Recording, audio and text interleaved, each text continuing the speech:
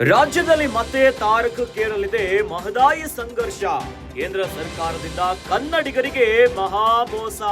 ಮಹದಾಯಿ ಯೋಜನೆಗೆ ಅನುಮತಿಯನ್ನ ನೀಡಲು ಹಿಂದೇಟನ್ನ ಹಾಕಲಾಗ್ತಾ ಇದೆ.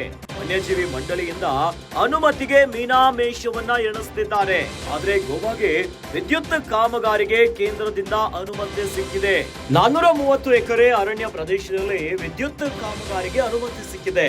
ಅರಣ್ಯ ಪ್ರದೇಶದಲ್ಲಿ ವಿದ್ಯುತ್ ಕಾಮಗಾರಿಯನ್ನ ನಡೆಸುತ್ತಿದ್ದಾರೆ ಗೋವಾ. ಇತ್ತ ಮಹದಾಯಿಗೆ ಅನುಮತಿಯನ್ನ ನೀಡಲಿಲ್ಲ ಕೇಂದ್ರ ಬಿಜೆಪಿ ಸರ್ಕಾರ. ನರೇಂದ್ರ ಮೋದಿ ಸರ್ಕಾರದಿಂದ ತಾರತಮ್ಯದ ಆರೋಪ ಈಗ ಕೇಳಿಬರ್ತಾ ಇದೆ. ಇನ್ನು ಕೇಂದ್ರ ಸರ್ಕಾರದ ವಿರುದ್ಧ ಕಾನೂನು ಹೋರಾಟಕ್ಕೆ ಬಿಗ್ ಪ್ಲಾನ್ ಆಗ್ತಿದೆ. ಕಾನೂನು ಹೋರಾಟಕ್ಕೆ ಮುಖ್ಯಮಂತ್ರಿ ಸಿದ್ದರಾಮಯ್ಯನವರು ಚಿಂತನೆಯನ್ನ ನಡೆಸುತ್ತಿದ್ದಾರೆ. ಕಾನೂನು ತಜ್ಞರ ಜೊತೆಗೆ ಚರ್ಚಿಸಲು ಕ್ಯಾಬಿನೆಟ್ ನಲ್ಲಿ ತೀರ್ಮಾನ ಆಗುತ್ತೆ.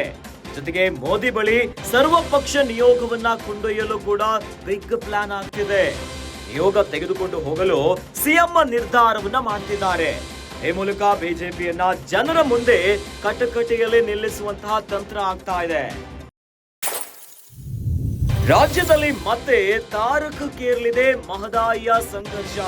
ಕೇಂದ್ರ ಸರ್ಕಾರದಿಂದ ಕನ್ನಡಿಗರಿಗೆ ಮಹಾ ಮೋಸ ಆಗ್ತಾ ಇದೆ ಅನ್ನುವಂತ ಆರೋಪಗಳು ಕೇಳಿ ಬರ್ತಾ ಇದೆ. ಮಹದಾಯಿ ಯೋಜನೆಗೆ ಅನುಮತಿಯನ್ನ ಕೊಡ್ಲಿಕ್ಕೆ ಕೇಂದ್ರ ಸರ್ಕಾರ ಮೀನಾಮೇಷವನ್ನ ಎಣಿಸ್ತಾ ಇದೆ. ಇನ್ನೂ ಕೂಡ ಅನುಮತಿಯನ್ನ ಕೊಟ್ಟಿಲ್ಲ ಮಹದಾಯಿ ಯೋಜನೆಗೆ. ಆದರೆ ವನ್ಯಜೀವಿ ಮಂಡಳಿಯಿಂದ ಅನುಮತಿಗೆ ಭಾರಿ ಮೀನಾಮೇಷವನ್ನ ಎಣಿಸ್ತಿದ್ದಾರೆ. ಇನ್ನೊಂದೆಡೆ ಗೋವಾಗೆ ವಿದ್ಯುತ್ ಕಾಮಗಾರಿಗೆ ಕೇಂದ್ರದಿಂದ ಅನುಮತಿ ಸಿಕ್ಕಿದೆ. ಒಂದಲ್ಲ ಎರಡಲ್ಲ 430 ಎಕರೆ ಅರಣ್ಯ ಪ್ರದೇಶದಲ್ಲಿ ವಿದ್ಯುತ್ ಕಾಮಗಾರಿಗೆ ಗೋವಾಗೆ ಅನುಮತಿ ಸಿಕ್ಕಿದೆ. ಅರಣ್ಯ ಪ್ರದೇಶದಲ್ಲಿ ವಿದ್ಯುತ್ ಕಾಮಗಾರಿಯನ್ನ ನಡೆಸ್ತಾ ಇದೆ ಗೋವಾ. ಇತ್ತ ಕರ್ನಾಟಕದ ಮಹದಾಯಿಗೆ ಅನುಮತಿಯನ್ನ ನೀಡಲಿಲ್ಲ ಕೇಂದ್ರ ಬಿಜೆಪಿ ಸರ್ಕಾರ. ನರೇಂದ್ರ ಮೋದಿ ಸರ್ಕಾರದಿಂದ ಈಗ ತಾರತಮ್ಯ ಆಗ್ತಾ ಇದೆ ಎನ್ನುವಂತ ಆರೋಪಗಳು ಕೇಳಿ ಬರ್ತಾ ಇದೆ. ಕೇಂದ್ರ ಸರ್ಕಾರದ ವಿರುದ್ಧ ಈಗ ಕಾನೂನು ಹೋರಾಟಕ್ಕೆ ಸಿಎಂ ಸಿದ್ದರಾಮಯ್ಯನವರು ಚಿಂತನೆಯನ್ನ ಮಾಡ್ತಿದ್ದಾರೆ. ಕಾನೂನು ತಜ್ಞರ ಜೊತೆಗೆ ಚರ್ಚಿಸಲು ಕೂಡ ಕ್ಯಾಬಿನೆಟ್ ನಲ್ಲಿ ತೀರ್ಮಾನ ಆಗತ್ತೆ. ಅಂದ್ರೆ ಕೇಂದ್ರ ಸರ್ಕಾರ ಇನ್ನೂ ಕೂಡ ಕರ್ನಾಟಕದ ಮಹದಾಯಿ ಯೋಜನೆಗೆ ಅನುಮತಿಯನ್ನ ಕೊಟ್ಟಿಲ್ಲ. ಕೇಂದ್ರದಿಂದ ತಾರತಮ್ಯಗಳು ಆಗ್ತಾ ಇದೆ ಎನ್ನುವಂತ ಆರೋಪಗಳಾಗ್ತಾ ಇದೆ. ಹೀಗಾಗಿ ಮೋದಿ ಬಳಿ ಸರ್ವಪಕ್ಷ ನಿಯೋಗವನ್ನ ಕೊಂಡೊಯ್ಯಲು ತೀರ್ಮಾನ ಆಗ್ತಾ ಇದೆ.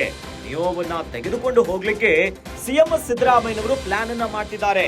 ಈ ಮೂಲಕ ಬಿಜೆಪಿಯನ್ನ ಜನರ ಮುಂದೆ ಕಟಕಟೆಯಲ್ಲಿ ನಿಲ್ಲಿಸುವಂತಹ ತಂತ್ರಕ್ಕೆ ಸಿಎಂ ಸಿದ್ದರಾಮಯ್ಯನವರು ಸಿದ್ಧವಾಗ್ತಿದ್ದಾರೆ.